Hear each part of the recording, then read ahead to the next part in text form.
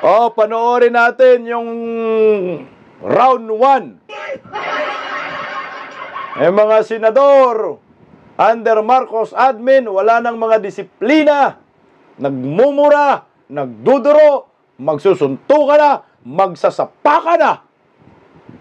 Ano bang pinag-aagawan ninyo dyan sa Senado? Pinag-aawayan? Kayamanan ba? Panoorin po natin ang kumosyong ito. Under the rules, you have 1 day. Don't finish it then, pare. Pag lugar mo, ilang beses ka nakiusap sa akin eh. Huwag mo ako sigawan. Ilang beses ka rin nakiusap ha. Hanggang doon na. Nag-abroad ka ba eh. Anong gusto mo? Anong gusto mo? Takinan, gusto mo. Yan na. Takinan, sindak ka na sindak dito eh. Bakit? Sisigawan mo ako ng pakialam mo. Wala akong pakialam sa pumoto dun eh. Sinabi mo yun, just interest mo lang iniisip ko eh. Gusto mo ipapa-50, ano mo kami? Sabi ko sa'yo, sabi ko, Karen, baka pwede pakiusap. This is too important. Mga senador pa ba ito? Gusto na yatang magpatayan dahil sa pira animal. Wala na. Mga senador natin, nagmumura dyan sa plenaryo. Nagduduruan. Magsasapakan. Wala nang kwenta. Bigyan ng 10,000 yan. Tingnan nyo, kung wala si ano doon, kung wala si JB Ejercito, magpang-abot talaga eh. Grabing mura noon, lutong ng mura ni Cayetano. Palaban din naman si Mig Zubir eh. Duruin din. Kung wala rin si yung kapatid ni Peter na si Pia, baka magpang-abot talaga oh. Isa pa, at your service. Under the rules, you have 1 day. Don't finish it then, pare. Pag lugar mo, ilang beses ka nakiusap sa akin eh. Huwag mo ako sigawan. Ilang beses ka rin nakiusap ha. Hanggang doon na. Nag-abroad ka ba eh. Anong gusto mo? Anong gusto mo? Lalapit talaga oh. Takinan, sindak ka na sindak dito eh. Bakit? Sisigawan mo ako ng pakialam mo. Wala akong pakialam sa pumoto dun eh. Sinabi mo yun, just interest mo lang iniisip ko eh. Gusto mo ipapa-50, ano mo kami? Sabi ko sa'yo, sabi ko, Karen, baka pwede pakiusap. This is too important. Baka kasi nagtablahan sila.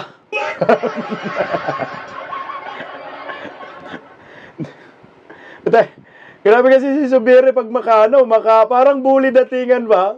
Lumapit, inuuna yung katawan. Ano? Parang, alam mo yung mga bata ng grade 1, section 1, tabi ng kubita upuan?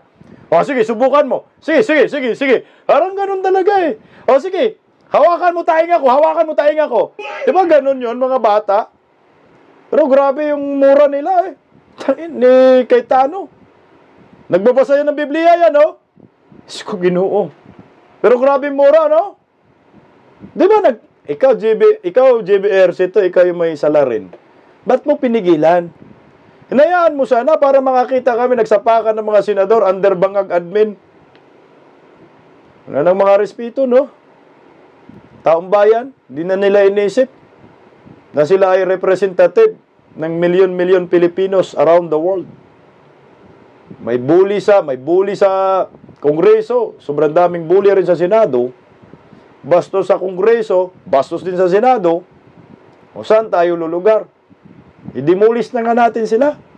I-abolish na nga natin itong Senado at Kongreso. Kaya Tatay Digong, Inday Sara, kailangan ka ng bayan. Wala na mga respeto itong mga senador na to. Baka nag-away sila sa pira. Bakit ba nagkairingan sila, nagkainitan? Muntikan na magkasabunutan. Ito, pakinggan po natin ang... Nasaan ba yun? Ito na lang. Pakinggan muna natin guys bago natin i-replay. Pakinggan natin yung balitang ito. Ito. Cayetano at Senador Juan Miguel Zubiri nagkainitan sa sesyon kagabi dahil po sa resolusyon kaugnay po sa Embo Barangay. Alamin natin ang balitang yung mula kay Nim Faravelo. Names go!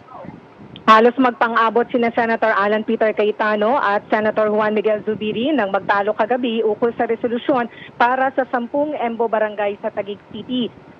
hiniling kasi ni Cayetano na aprubahan ang kanyang concurrent resolution number 23 kung saan hinihikayat ang COMELEC na isama muna ang 10 EMBO barangay sa Taguig sa 2 legislative district ng Taguig para makaboto sila ng kongresista. Umalma si Zubiri dahil aniya hindi ito simpleng resolusyon, kundi isang concurrent resolution at dapat pag-aralan muna nilang maigi at ngayong Miyerkules na tatalakayin, pero giit ni Cayetano, simpleng resolution lang ito dahil sa Supreme Court ruling, hindi na itinuturing na batas ang concurrent resolutions na inaaprubahan ng Senado at Kamara. Nagmamadali rin si Cayetano aprubahan ng resolusyon dahil huling araw ng sesyon ng Senado ngayong Miyerkules at nangangamba siya na biglaang mawala ng pasok dahil sa mga pag-ulan at baha. Nang sinuspinde ni Senate President Chis Escudero ang plenary session para sa paliwanagan na wala ang live feed sa YouTube, pero nakunan ng mga tao sa session hall ang muntik na pagpapang-abot ng dalawa. Madidinig sa video ang paliwanagan ng dalawa ukol sa resolusyon hanggang uminit ang ulo ni Cayetano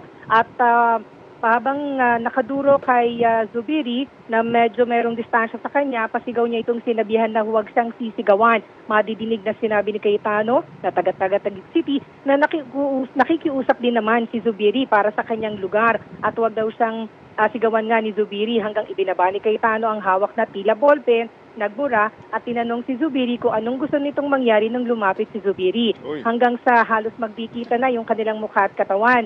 Umawat si Senator J.V. Ejercito na nagkataon nasa kalapit nila, niyakap ni Senator Pia Cayetano ang kapatid na patakbo mula doon sa may VIP gallery at napatakbo rin sa pag-awat si Senate Sergeant at Arms Roberto Angcan.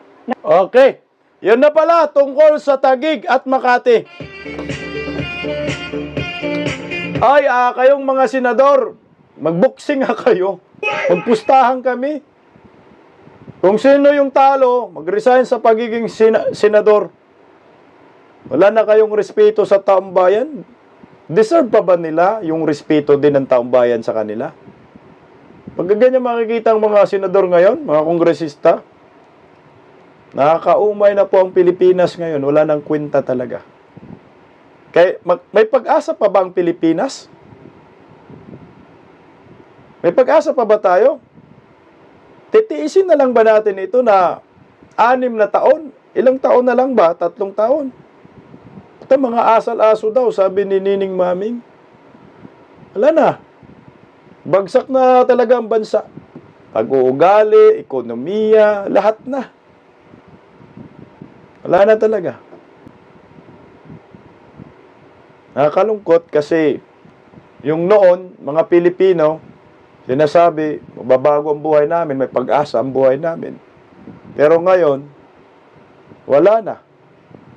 Mukhang mawawala na ng pag-asa ang bawat Pilipino under Marcos admin. Ang may pag-asa dito, mga kurakot, mga halang na bituka, yung pangangawat lang, yung mga kawatan, yung may pag-asa.